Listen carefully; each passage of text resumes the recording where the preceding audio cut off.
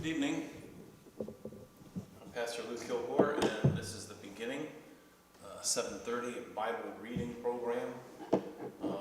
Sometimes we have several people here with me live. I think today it's just going to be me and the Zoom class, which is fine. You won't be able to see them, but you'll hear them.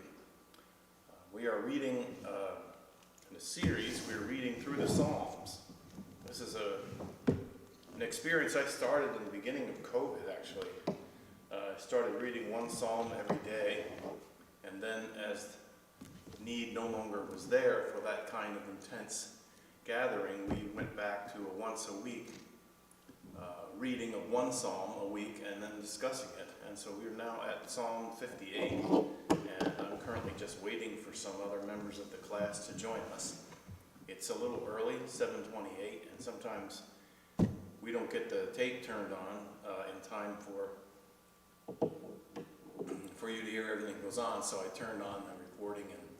And just a word of welcome to you. The High Mountain Presbyterian Church is in Franklin Lakes, New Jersey, and I've been here as a pastor for 14 years. It's hard to believe sometimes, but enjoy the community here. It's a thinking community. We work hard to listen carefully to each other and also to Scripture, and hope that somehow we might be able to avoid some of the pitfalls of simply projecting our ideas on God and then claiming that that's what God thinks. Instead, trying to be a real listening community, waiting to hear and from whom the next word from God might be, and to listen more critically to what Scripture teaches. Using historical, critical study material to understand the context in which the Bible was written is very helpful. You know, you never want anyone to quote you out of context, and I don't think the Bible is any better for our quoting it out of context either. It's very easy to use the Bible for our purposes. It's not easy because much of it was written or spoken a long time ago. It's hard to discern that context, but if you're not going to work to know the context, then I would suggest don't think you're going to be able to understand it. It's true of every kind of reading, every kind of historical book, every kind of witness or testimony. You need to know the context in which it is written, so that you can better determine the meaning and what might be an application for our time. It's also really important to know the context of our time, have an agreement about what is the environment in which you're listening to this. If you're very angry and upset and you read a passage that seems to justify anger and upsetness, you can be completely off base, mostly because of how you are. H.L. Tomlinson says, we don't see things the way they are, we see them the way we are. And that is an intimidating kind of thing. But, hi Debbie.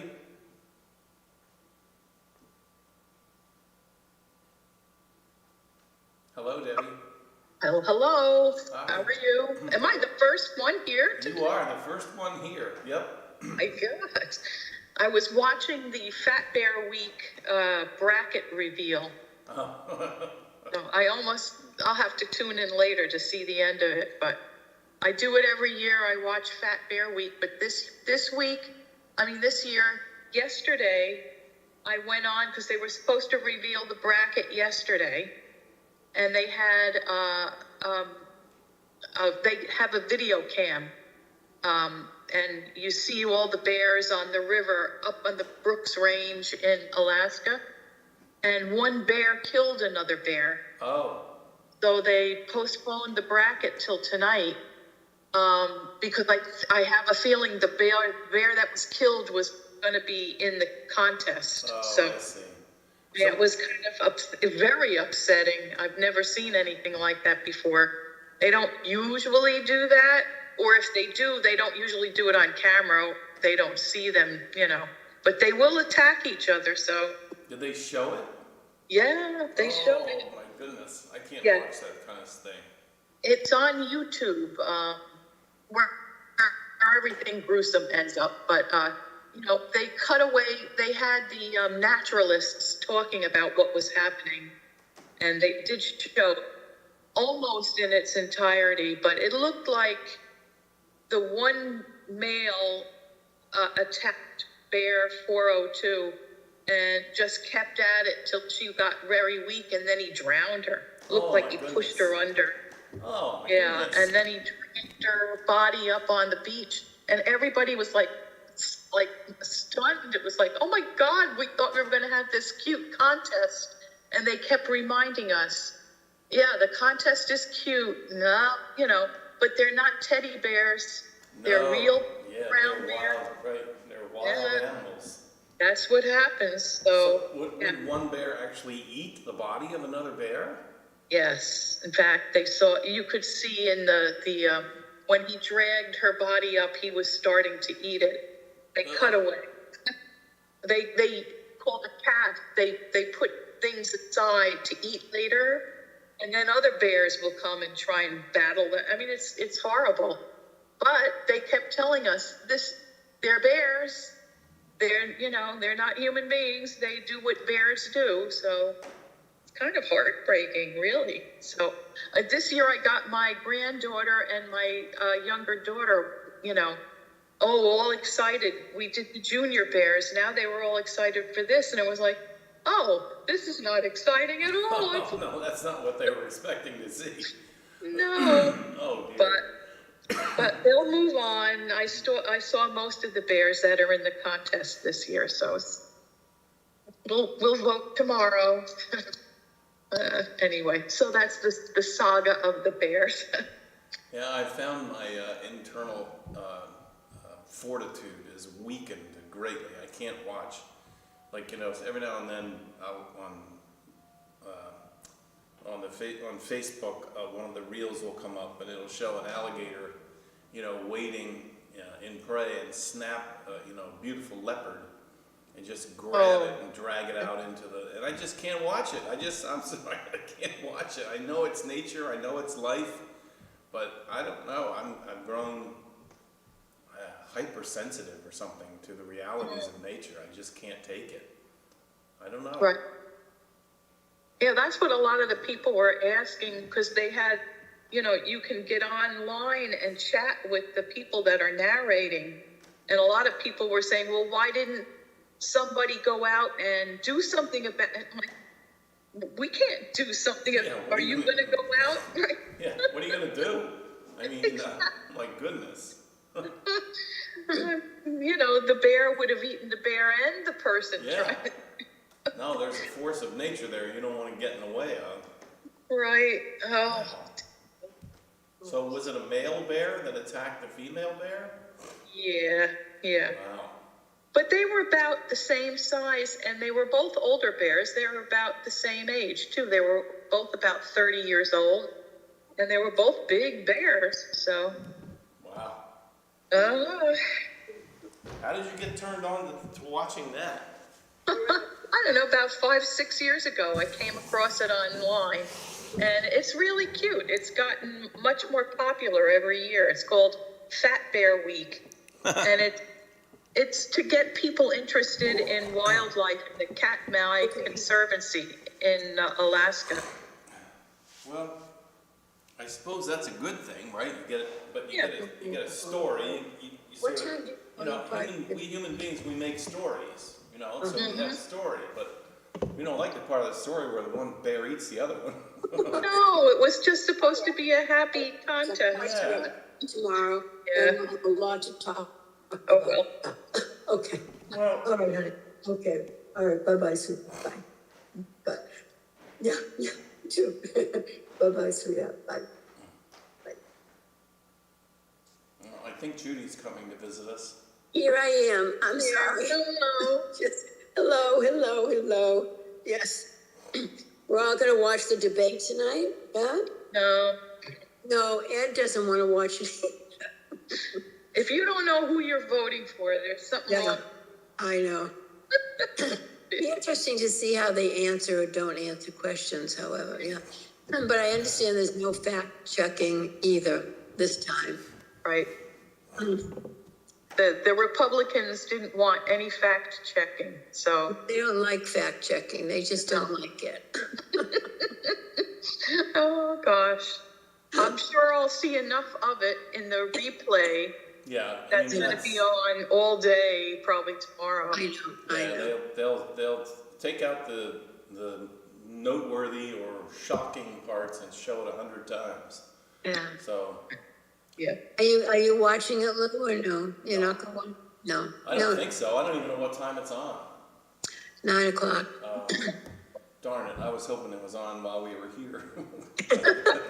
I think there'll be a lot of, pitter patter and chatter before anyway. Yeah. Oh my goodness, they do. They talk it to death before it happens. Same with the big football games now.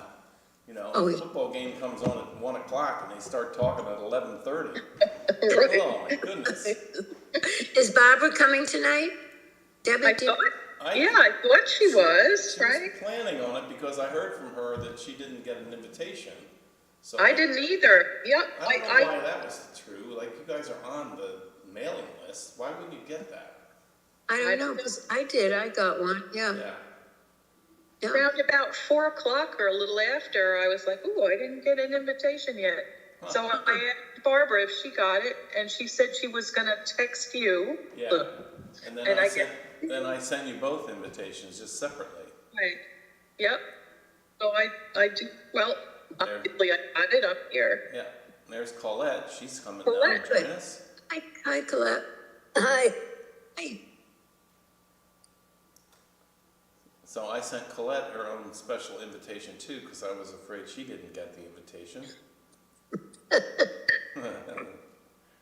Well, it's not colored like I expect it to be. It's a very faint, different color. What is faint? The email? The actual email information that I have to touch. Oh, I see. The one you have to click?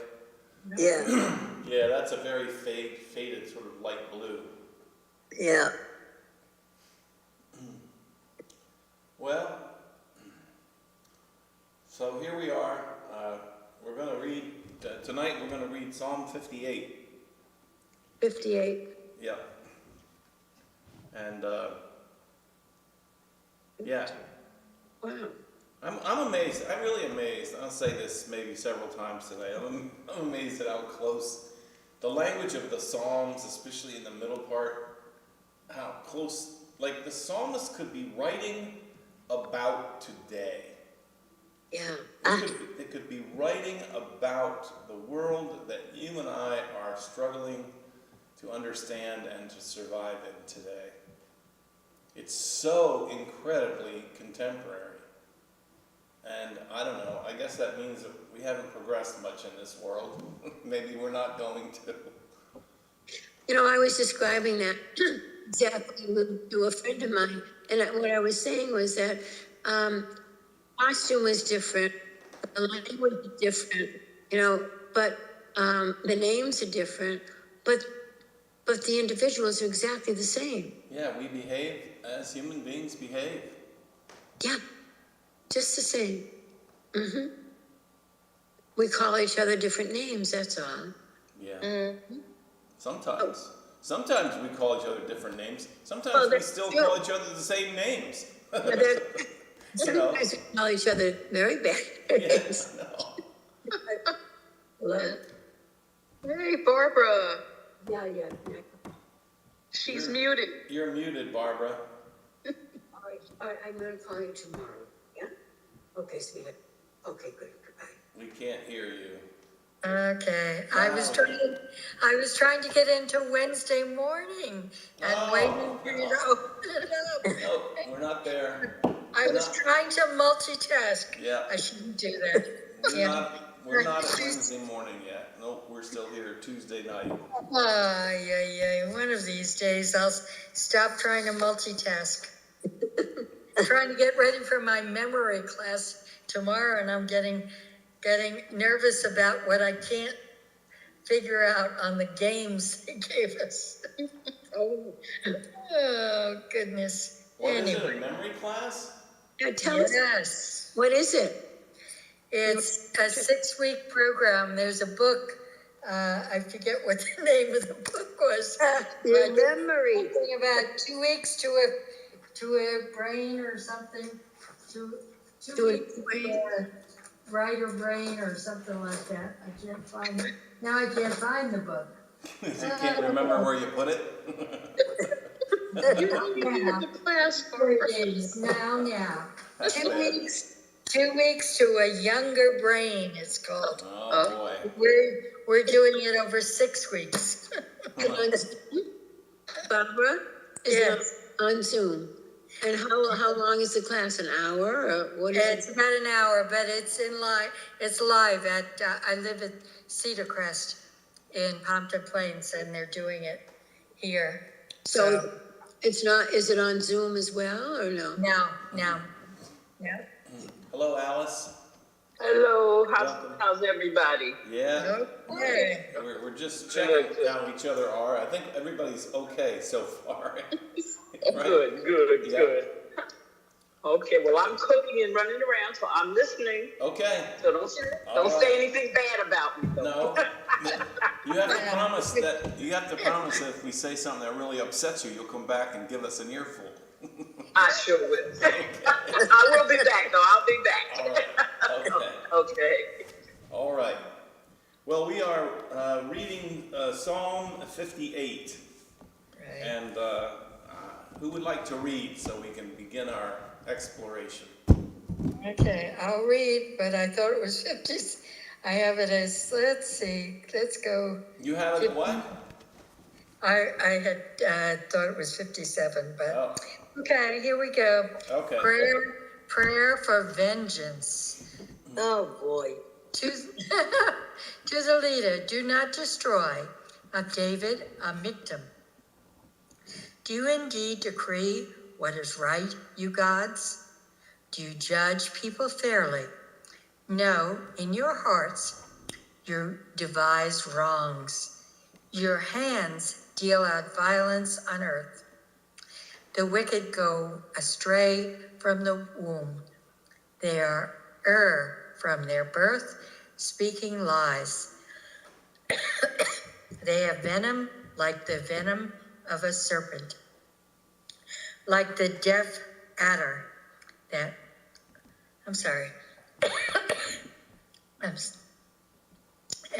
that stops its ear, so that it does not hear the voice of charmers or of the cunning enchanter. O God, break the teeth in their mouths, tear out the fangs of the young lions, O Lord. Let them vanish like water that runs away. Like grass, let them be trodden down and wither.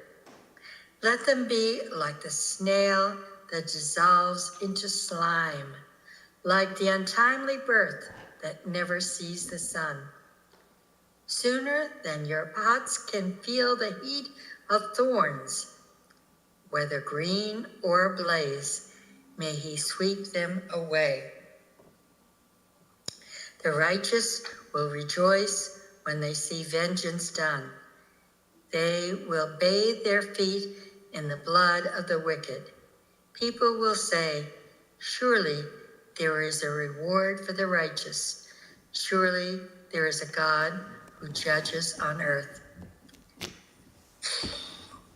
I heard that. Oh, goodness gracious. Let's see what it says. I need to I want to read something that turned my attitude around entirely about this psalm. And I'm gonna, I don't know, I think I'm gonna print this out and frame it and put it in my office because I think it's so important. And I would just invite you to listen. It's not real long. It's just sort of half a paragraph. And this is, most of this writing is from an Old Testament scholar that I really admire. His name is Walter Brueggemann. And so just listen to what he says. The Psalms contain honest to God language. which expresses the actual feelings of human beings in ordinary life. They are devoid of some sort of supposed and false spiritual idealism. They confront us with our full humanity and the true nature of the world in which we live. The petitions about enemies give freedom of expression to those raw edges in our life that do not easily submit to religious conviction that we profess on good days. The significance of expressing anger and hurt to God, and this is an important part, expressing anger and hurt to God should be evaluated positively. Fear, hurt, anger, and the desire for revenge are elements in our lives as human beings. We gain nothing by denying the real nature of our experiences. Forgiveness of enemies is not easy, but it is facilitated by the acknowledgement to God of our hurt and our anger. When bitterness and pain are poured out to God, the way may be cleared for a fresh vision of reality and new trust in God. Now, that's the first time I've heard anybody address these things that make us sigh and sort of want to collapse. Right. The raw expression of, break the teeth of these people who do not speak the truth. And it was life-changing for me, that one little pronoun, when Brueggemann points out that these psalms are written to God. They are an expression of how the human being is feeling. They're honest, they're gut. They are down to earth. This is how I feel. And they are not expressed to the person that they're accusing of being these terrible people. They're expressed to God, who is more than capable of hearing us. I don't know if I have the graphic need for revenge that these authors feel, but I'm not living the raw life that they are. These people, I think, when I read it with this in mind, I think about quote-unquote innocent people who are caught up in these almost wars that are being fought in the world today, and lives are just being destroyed. Houses and cities and jobs are just being torn to the ground. And decisions are being made by people who aren't there. And I can't imagine, or I try to imagine, that somebody on the ground, somebody living through some of this experience, hates the people who are doing this to them. Especially if they were poor to begin with. And they hate them so much, and they want to say, God, come down here and rip these people's faces off. Because this is insane what is happening to me. And the prayer to God becomes very an appeal for God to carry out violence against the people. But what Brueggemann is saying is the freedom to pray these prayers is absolutely essential. Because giving ourselves the freedom to know that sometimes we actually feel like this, to put it into a prayer to God, who can certainly hear it and can certainly understand it, may be the first step toward a healing for us, for coping with it a different way. So, now I'm going to shut up and say, what do you think about that? Are you saying that he's saying it's helpful to vent? Yes. And by the way, I didn't realize Walter Brueggemann is alive. Yes, oh my goodness, yes, he's alive and well. I know you mention his name often, and I think I saw it in something that Jim Wallace had a list of clergy that had sent a petition recently. And I was curious to see what names, and I saw his name on it, but I was really kind of surprised. Yeah, so it's pain that they're expressing the pain and asking God to, they're angry. Yeah. They're, so rather than holding it back and keeping it inside, it's helpful to at least name it. Yeah, I think, and what Brueggemann is saying is that in human psychology, it may actually be the only way you can get to feel different about it. That, venting it to God and knowing that God is listening to you, you're not necessarily expecting God to come down and punch the teeth out of these people, but you're getting it out of you. You're getting it out, and you're not just talking to a wall. You're talking to God, who is listening to you, who hears the cries of your heart, who understands the experience of being badly treated in this world.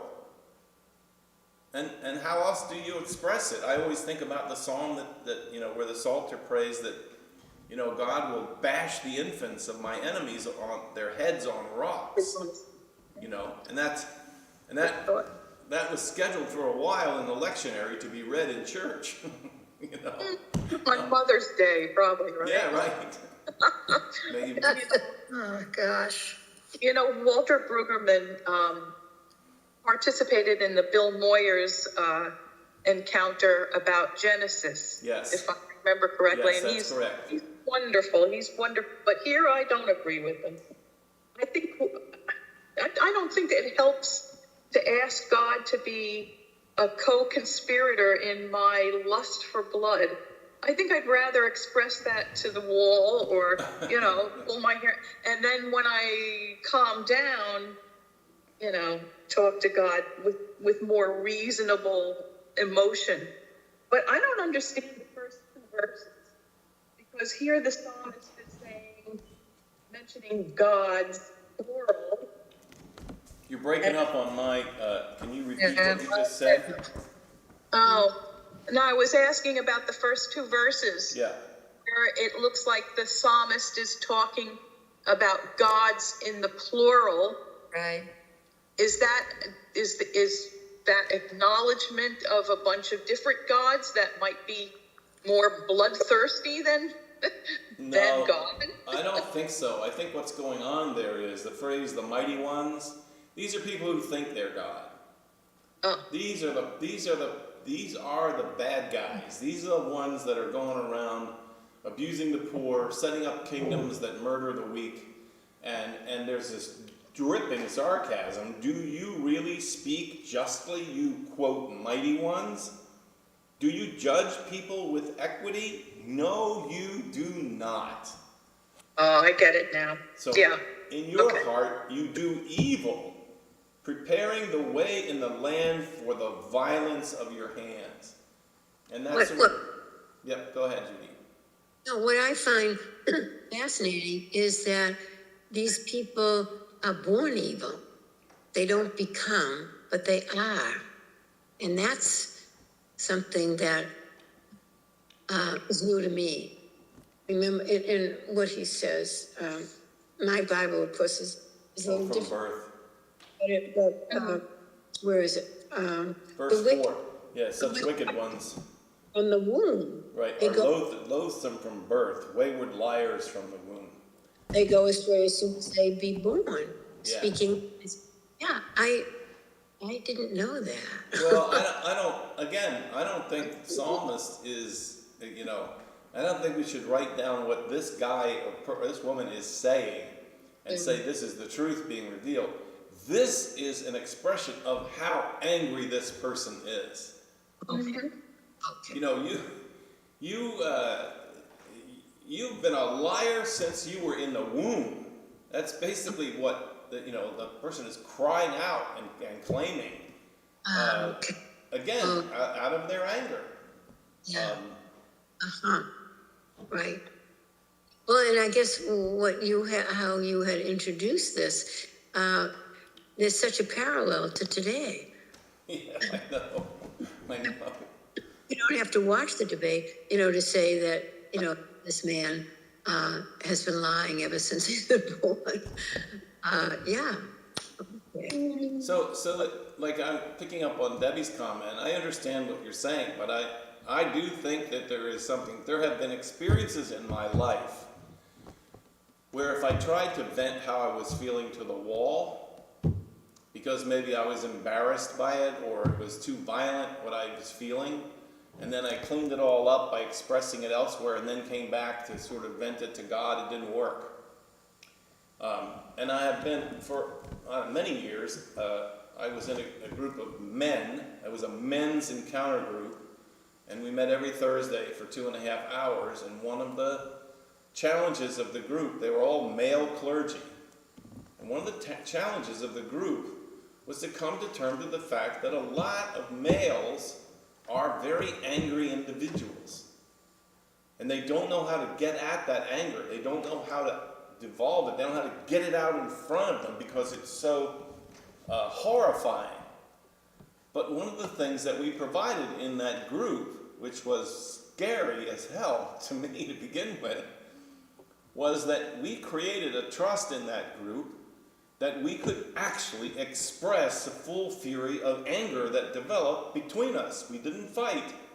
We didn't, but in order to, and the group went on. I was in it for 8 years, and so we had a long history of being together, but we would challenge each other with things that we heard that were underneath, and that, we would accuse each other of blowing smoke. You're just pretending. And we would push each other to finally divulge, it might be a real anger that was hidden from the time when they were kids, about brokenness in family life, and they had never, ever, ever expressed how broken and angry they really were, but it was affecting their life. And Well, acknowledging pain and anger is one thing, but asking God to smite your enemies, well, I'm uncomfortable with that. well, I think Brueggemann's point is that it came to me when you said you're asking God to smite your enemies. What's really going on, Brueggemann says, is that you are really revealing to God just how angry you are. Doesn't God know that already? Well, God may, but we may not. And so the point he's making is that in order to really get to some level of honest forgiveness or some level of real reconciliation, taking it to God, taking the anger and the frustration to God and venting it to God and being clear. Say, look, these people deserve to die, and they deserve to die a painful death for what they've done to me and what they've done to other people. And I get that. I do. And for me, it helps me to understand a little bit more about what's going on in some of these psalms.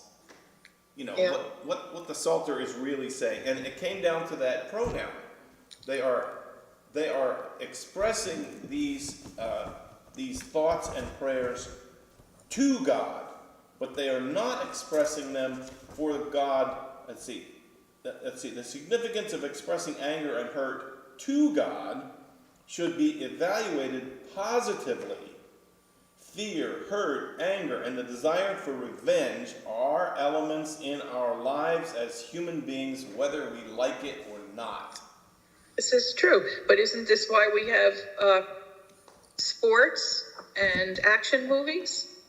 I'm not being funny. I think a lot of people vent anger with, team sports, and they redirect their anger maybe towards somebody.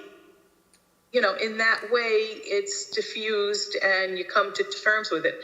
I would imagine, especially people who don't have a faith in God, would need that kind of an outlet, or a horror movie or an action movie where the bad guy gets, gutted or shot to smithereens, and you feel better about it.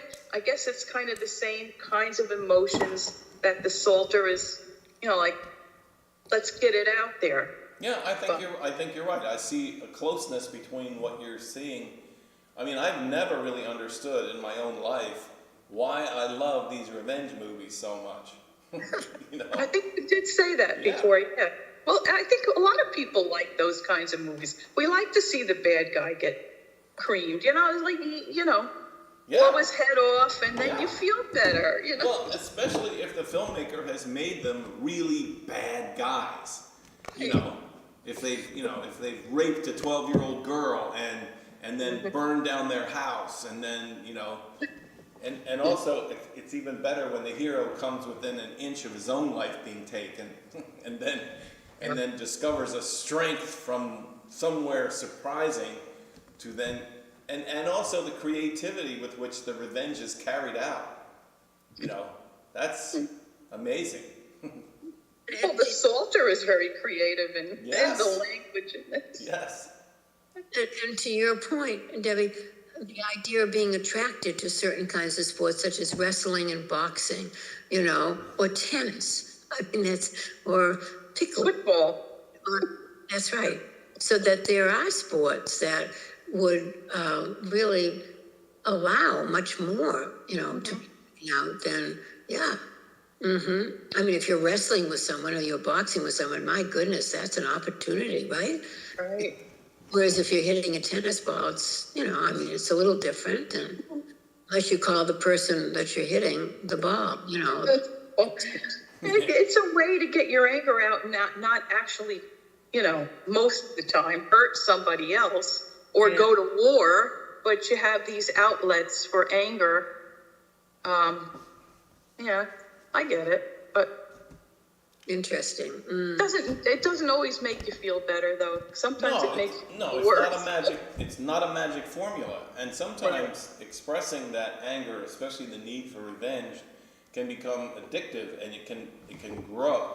You can begin to believe that revenge is actually the right way to go, and it grows in your mind, and then you recruit other people to come, and join in, hearing the terrible events that have happened, and seeking revenge. The point is that no matter what you pray to God, no matter what you the writer here quotes that famous thing, vengeance and retribution belong to me, says God. For Yahweh will judge, vindicate his people, and he will have compassion on his servants. For God sees that their power is gone, and only prisoners and abandoned ones remain. The point is, Yahweh is not an indifferent God who turns away from terrible evils of humanity. God is the defender of the poor and the oppressed, the comforter of those who hurt and mourn. God is a God who hears and saves. Now this is another part that Brueggemann says. The raw speech of rage can be submitted to God because there is reason for confidence that Yahweh takes it seriously and will act in some way. But the Psalms do not allow for personal possession of retribution. You are not entitled to go and vindicate yourself. It must be surrendered to God. Whoever entrusts revenge to God dismisses any thought of ever taking revenge themselves. So that's the point, is that you have these thoughts in you, and hateful thoughts, destructive thoughts, but taking them to God is a way of, you put it up there and you say, God will take care of it. And then it sets you on a pathway to be liberated somewhat from the rage and the anger that can come from it. Or not. One hopes, or not. That we still have wars, we still have people beating each other's brains out on the streets, and, I don't know. Well, imagine, I mean, just imagine the vengeance that is getting stirred up in our, in our world today. You hear this exchange going on between Israel and Lebanon right now. And it's just, it's like, well, we're going to pay you back for what you did. Right. And then it's like, well, I'm going to pay you back for what you did. Yep. And But everybody keeps seeing that it's getting bigger and bigger. Like, when I pay you back, I got to do something bigger than what you did to me. And the retribution is here too. I mean, we keep hearing that word, that if that man gets elected, he's using that word. And it will be everybody, just what you're saying, that has hurt me, I'm going to punish them. Yeah. This is a retribution. After reading this early this morning, I thought, you know what? I'm going to start. Like, I can't be totally honest with you all about how much I hate these people that are perpetrating this new politic. I can't. But you know who I could be honest with about it? I could be honest with God. I could be more honest in my prayers, and I could be more forceful and graphic in terms of my fears and the things that I see. You know, like the sentence in the beginning of this, it says, where does it talk about how they lie like snakes? Like, you are such wicked ones that loathe from birth, wayward liars from the womb. That is exactly how I feel about some politicians that I'm listening to in the world I live in today. These people are practiced in the art of deception and of lies. And it isn't just that they tell a lie, it's that they tell a lie in such a way that they entice other people to believe the lies. Right. Well, it's just been, a little bit different information. Yeah. So, Yeah, it's just twisted a little bit. Or not. I saw a clip on the news this evening about Donald Trump, I'll name the name, lying. The lies are just completely, there's no subterfuge about it. He said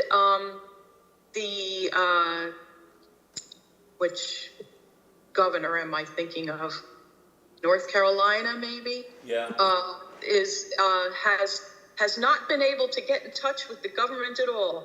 The president hasn't spoken to him, and neither has the vice president, and he's flat out lying because the governor had just gotten through saying, I just got off the phone with the president. And then the president heard about it, and they showed Biden, who actually has his tongue working pretty well when he's angry, and he said, that's just an out-and-out lie, and he knows it, and I don't know why he's doing it. He says, Biden said, I'm not angry for myself, but I'm angry for all the people that are going to believe him and not believe in their government now. And we are doing all we can. That's where the danger is. When you tell lies that skew people's perception of what's actually going on, it's dangerous. And it seems like the closer it comes to the election, the worse he gets. The lies are more blatant, they're more harmful, they're horrible. And I can't understand for the life of me why anyone would say, I'm just not sure about who I want to vote for. I mean, how in the world can you stand there and say that if you listen to that guy? Really? It's like between night and day, light and dark. I mean, really. In a sense, as I'm listening to you, Debbie and Lou and all of you, I'm thinking that the debate tonight is really going to be a disservice to the American people because Vance will lie about everything and there is no fact checking. Yeah. So it's a performance of, of two interviewers and this lying man, and Walsh, and then we turn off the sets, and what are we to believe? I mean, it's not, there's no hesitation about, hey, wait a second, that's not true, such and such and such. So it's a disservice to the American people, in a sense. Why are we listening to this? I mean, what's the purpose? What is the purpose, when you think about it, of this debate? Yeah, I hear what you're saying, but I'll be honest with you, my despair is deeper than that. I don't think fact-checking matters today. As soon as someone checks a fact, then there's a belief that that person is a perpetrator of a lie. Truth is what do they say? The first casualty of war is the truth. Right. And truth has been beat up and tramped on and walked all over in the experience of our life together in this political world. I don't know who is speaking the truth. And I don't know who's speaking the truth about the truth. It's become so convoluted. And then I think in that despair, people stop trying to determine the truth. And they go, well, I'm just going to go with that person. It's almost impossible. You almost wish that there was an introduction to, okay, American people, you're going to be hearing language and statements from two people, but think about, it's almost like preparing people for the lies without being able to fact check. It's like you want to tap into people's heads, as you listen, be incredulous. I don't know. How do you protect people or open their heads, their minds, their brain? I don't know. It does make you angry, though. I agree with Lou. It makes me very angry. Yeah, and if I watch all of this stuff during the day, the only panacea for it, I don't ask God to change the election results or keep these people from saying lies. I don't think what God is going to do. But what helps me is I'll watch The Daily Show. Yeah, I do too. And that makes me feel better because, frankly, it is ridiculous. It's after you get really, really angry, that's an outlet to just see the most ridiculous aspects of what's going on. Then you start all over the next day. Interesting, because comedy, humor, really is another outlet. There's Colbert. That's the same thing. Yeah. Right. It's wonderful, insight. Yeah. I'm amazed that when a Salter is writing about the terrible conditions that he lives in, what he's most angry about is the liars. He's angry about the lies that are being told about, people that are in power that are saying, oh, I'm a friend of the poor, and I'm an advocate for the just. I'm pushing for justice for people who are underrepresented. This psalmist is furious that these people in leadership or in power or whatever, okay, bad enough they're not defending the poor, they're not helping in situations of, struggle. Bad enough they're not helping, but they are lying about it. They're lying. They're saying, I'm a defender of the poor. I'm the advocate of God's justice and righteousness in the world.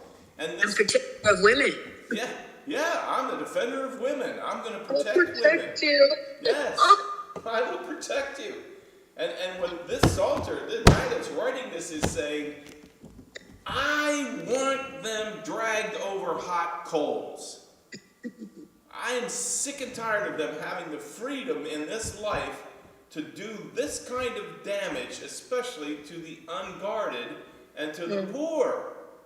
In particular, to the poor. Taking advantage of the people who cannot defend themselves and telling great lies about what great people they are, for how they're going to be the champion of the unjust and champion of justice and the poor. Right. Yeah, they're going to help the poor. And while you're at it, and you poor people, cough up some money because I got a pair of sneakers I want to sell you, or, some Bitcoin. Yeah, I mean, that tells you everything you need to know. I know. I'll tell you, I'm getting pushed to the wall here. I'm glad the Psalter is here to give me words to say, because I just don't know how much more I can take. Let God sweep them away alive, as in the fury of a storm. The righteous will rejoice because they see their vindication, and they will wash their feet in the blood of the wicked. God, that's awful. Now, there's a translator who says, no, that's not what it says. It says that the people who have been aggrieved will wash from their feet the blood of the wicked. In other words, putting the terrible experiences behind them. But, there's room for the translation the way it sits here, which is, they will wash their feet in the blood of the wicked. But the people, now this word, the people, that means the little people, the powerless people, the people who didn't have a say, the people who got taken advantage of, the people who got raped, as it is, as the powerful often rape the poor and take their money. I think a lot of the early stories of the Immokalee workers and how people who had power and had the only source of food and water would use what they had as a way of taking advantage of the vulnerability of those people who had nothing to defend themselves with. And when I get my mind inside that, I can use this language. I can say, come on, God, let's get in there, let's plow the fields and bury these people under the dirt. Of course, there were 2 assassination attempts. Yeah, yes, I know. I know. We dare not think that those were people working as an arm of God, right? I hope not. No, we dare not think that. Well, no. I know. I just want to mention it. Surely there is a reward for the righteous. Surely there is a God who judges on the earth. I mean, what I like about the story of the Immokalee workers that Barbara has helped me to know is that the vindication or the correction of those abuses is not revenge. The revenge is changing the circumstances now so that it's not happening anymore. Mm-hmm.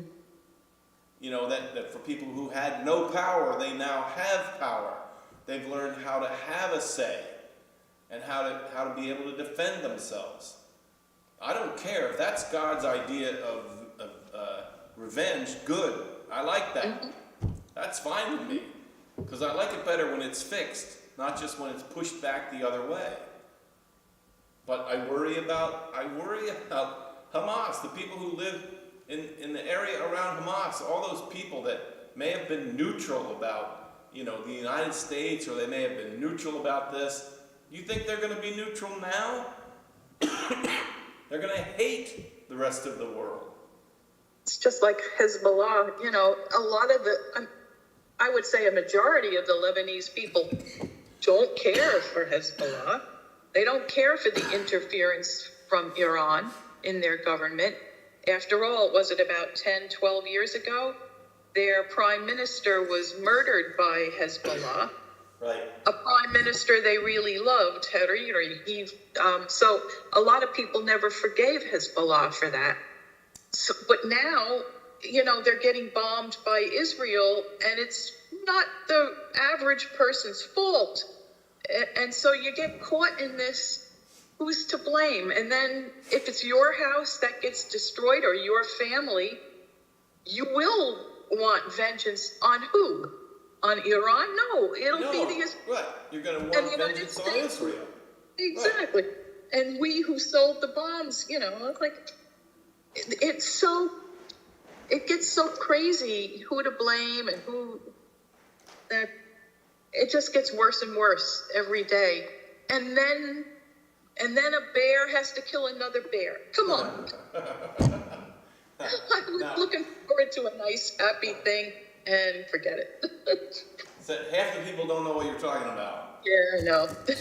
Yeah, I don't know if anybody else watches it, but every year there's a contest about the big brown bears in Alaska and who's the fattest bear. It's called Fat Bear Week.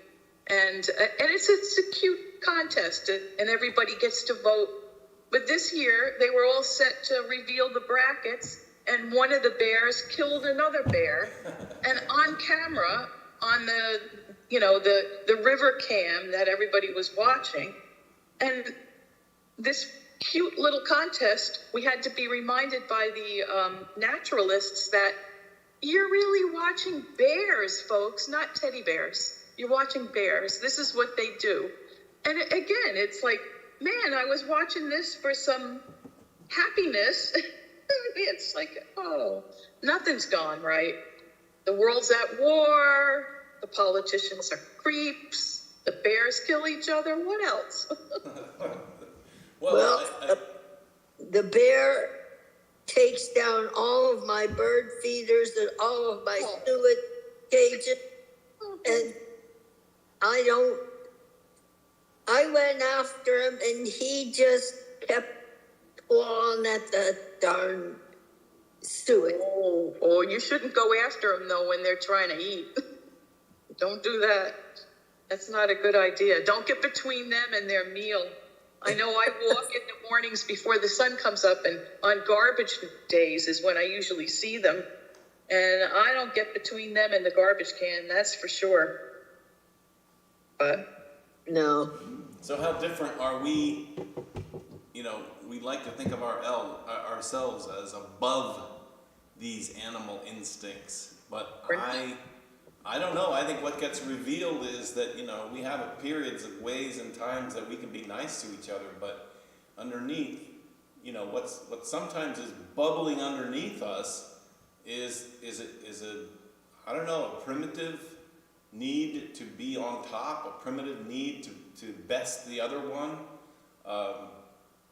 I don't know. I think I that's guess that's true, but isn't belief in God a way to not act out that kind of stuff? Yeah, I think it is, as long as it is accompanied by an honest confession about ourselves. I think the pathway to God is to be honest about who we are and not to be deceived about us. Humility. I don't know, a couple of years ago I decided that the number one mark and sign of a person who is a follower of God is humbleness. It's humility. It's not to think more highly of ourselves than we ought to think, but to think well of our neighbors. And when we find ourselves with no humility, no ability to be humble in ourselves, that's when prayer and conversation and confession to God is the pathway to life. Because that's the only truth that there is in us. And it's not that we're trying to pick on ourselves and say, oh, what terrible people we are. But we've got to name the truth. We have to name it. Because truth unnamed or unidentified will be our end. It will be. Because it leads us to a false understanding of ourselves and an even more false understanding of the other. But I still think, because I believe God is creator and sustainer, but I don't believe what this is to me is redeemer, that God's going to fix it all. And I don't believe that. I believe that we are God's instruments of peace.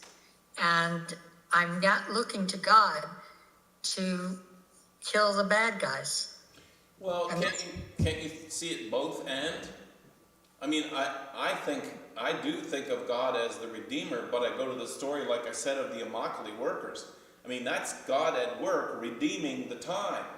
Right, through us, through the human. Yeah, absolutely. That I can, but I don't think redemption is by wiping someone out. No, No, and I don't think Brueggemann thinks that either, but you know as well, I can't talk about you, but I talk about me.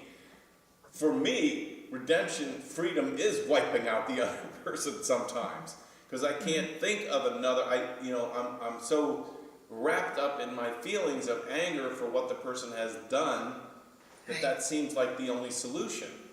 But in prayer, in honest prayer to God, that can be expressed, but then it gets worked out. It's given over to God. And then we watch for God's signs of what God is going to do. It may very well be that God may move back to me as the person who is the source of the redemption or the fixing of the situation rather than revenge. But the only appropriate outlet for the need for vengeance is to vent it in the direction of God, who certainly understands why we feel the way we do. And then we listen while God says, but vengeance is mine. I'm in charge of fixing this, and so listen to me, because there may be something you can do to be a productive part of how the world needs to be changed.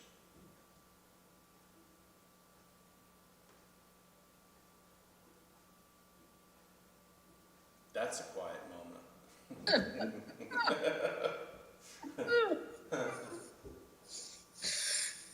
I like to think of our better angels, I guess. I mean, I understand what you're saying, Barbara, and I agree with you completely. I don't think there's any value in simply just, getting together and praying that God will fix it. I just don't think that's what this story in the Bible tells.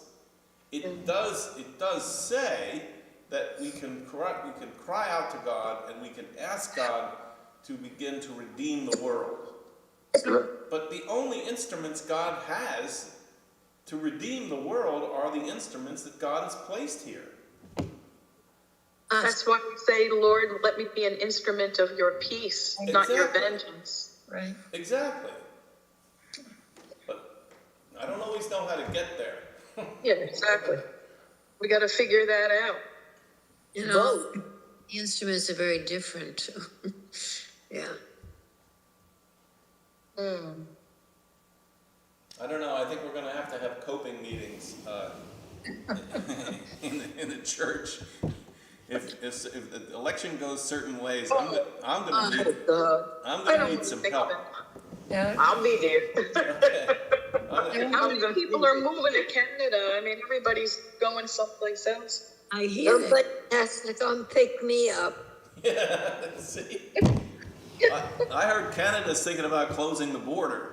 I think they ought, because there's going to be a lot of people. Well, I heard Mitt Romney say, in all seriousness, he's thinking of moving out. He said, I have a very big family. I have, 5 sons, and they all have families. And the way he talks, he'll be on the vengeance list. He'll be, That's right. Yeah. That's right. He'll need to run for his life, maybe. Right. That's He right. was saying that in all seriousness. No, I understand it. I believe it. That's right. He's right. He would be one of the first. And I actually think that if some of the stuff that this guy is saying, if he actually carries it out, there's going to be a whole lot more room in the United States. Because, the highways are not going to be crowded, because he's going to kick about a third, maybe more, of the people who are here out of the country. Oh, that's right. I forgot. There'll be concentration camps, and then he'll move you out. Yeah, largest deportation that has ever happened in history. Right. Right. How's the guy, Worse than the Trump antiques. how does a guy get to say that? How does a guy get to say that and not get And locked still up? Yeah, exactly. Well, make sure you're friendly with all the surrounding countries, because you might have to go to one of them. So make sure you're on good terms with all your neighbors, because who knows? We're joking, but halfway. No, I know it's a joke, but I worry underneath what is about to happen. I know. It's very frightening. Jon Stewart the other night said late night comedians are on his list too. Yes, that's right. I'm sure they are. Well, and newspapers, the New York Times certainly is up there, Washington Post, all of those papers, because he said that the media is the enemy. Yeah. Yeah.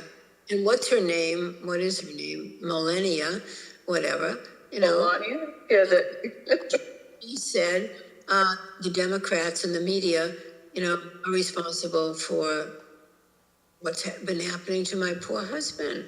Because he's a family man. yeah, okay. Sorry, it's funny. Yeah. So, It's almost as though you feel like there's got to be a government in exile or something, ready to. Yeah, well, he said he's going to fire all federal employees, so. Put all his eunuchs in power, right? Mhm. Yeah. No, I think a government in exile is not a bad thought.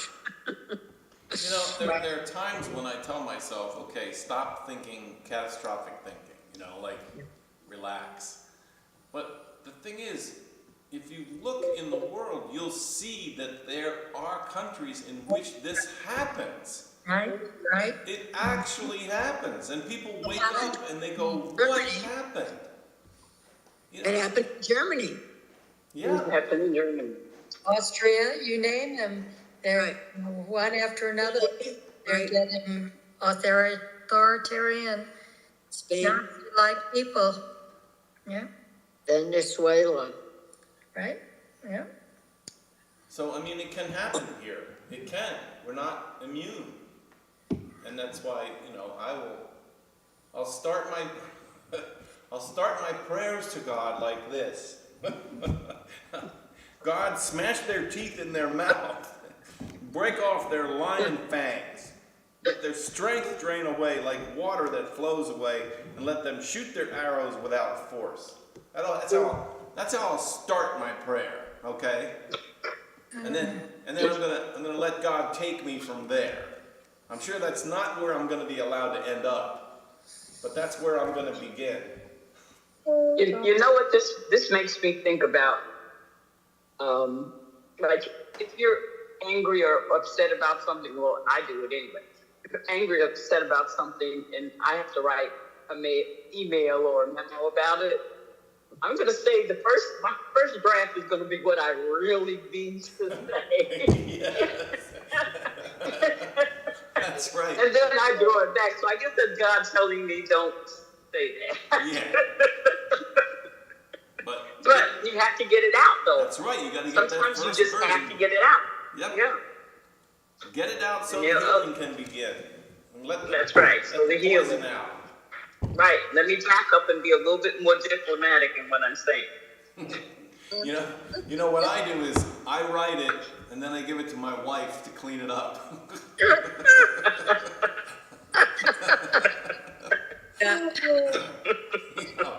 It's like, you can't say that. You don't want to be But saying that's what you really want to say. That is what I really want to say. want to say. Tell us what you really feel, right? Yeah. Tell us how you really feel. Oh, I have friends who say, you should never swear. It's a terrible thing to swear. No, it's not. I swear all day long. Yeah. And it helps. It does help. It does. And I think it really does. It's not... I tell this story about the contrast of my growing up, because when my mother and father got involved in the Pentecostal movement, you were not allowed to even say geez. You were not allowed to say darn it or anything like that. Anything that sounded like the shadow of a curse word would get you sent to your bedroom for 3 hours. I mean, it was serious. And then in the summertime, I went for 4 months and I lived with my Presbyterian elder grandfather, who swore like a sailor. I mean, he could make me blush. And he was the elder in the Presbyterian church. And one time we were down at a neighbor's house. His big machine combine, the wheel had fallen off of it, and we'd gone down to help him. And his name was Ellis. And Ellis was under the combine with a wrench this big, and tried to turn these big bolts. And the wrench flew off the bolt and hit him right in the head. And he did not say a word. Not one word. And my grandfather looked at me and he said, "That man right there should have cussed." He said, "The fact that he didn't means he's not going to live very long." Because you gotta get it out. You have to swear. You have to say it. Sometimes just how it feels. Now, that wasn't the case. I never heard my father say a swear word his entire life. Wow. Not once. Even though he got over a lot of that fundamentalist stuff from the Pentecostal church, but it just was not done. He did not do it. When he would hear somebody, use profanity, he used to work with a guy who would use it quite often, and he would look at him and he would go, "It's a shame you didn't really learn any better language in your school." It was just a big put down. Learn how to express yourself. But, well, I guess we'll take another week, and we'll see where we are in a week. I'm going to just keep saying, you keep talking to God, and let God take care of whatever needs to be done. We hope there. Unless God talks to you and sends you out to be making a difference in the world. Yeah, well, We don't have to hear too many lies tonight at 9 o'clock when. Yeah. Get ready. Just put cotton in your ears. yeah. I'll talk to you next week. Thank you for coming tonight, everybody. All right. Thank you. Have a good night, everybody. Good night. See you You next too. week. You too. All right. Bye-bye. Good night. Yeah. Bye. Night. Adios.